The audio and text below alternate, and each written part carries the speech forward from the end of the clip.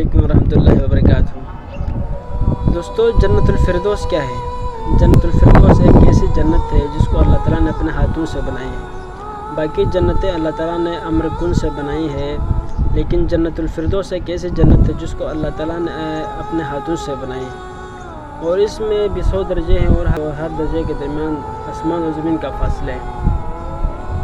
اور یہ اللہ تعالیٰ اس کو دن میں 5 مرتبہ سجاتا ہے، اور اس کو حکم کرتا ہے کہ میرے بندوں کے لیے جو ہے خوشبودار ہو جاؤ، تو اس کو ڈیلی 5 دفعہ خوشبو سے وہ کیا جاتا ہے، پھر 5 دفعہ اس کو سجایا جاتا ہے۔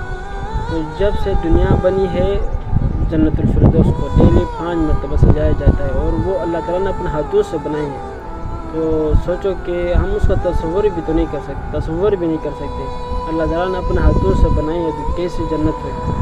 تو باقی اس کی جو ہے تفصیل جو ہم اپنے اگلے ویڈیو میں آپ کو بتائیں گے۔ اتنے میں ہمیں اجازت دیجیے۔ اللہ حافظ، السلام علیکم۔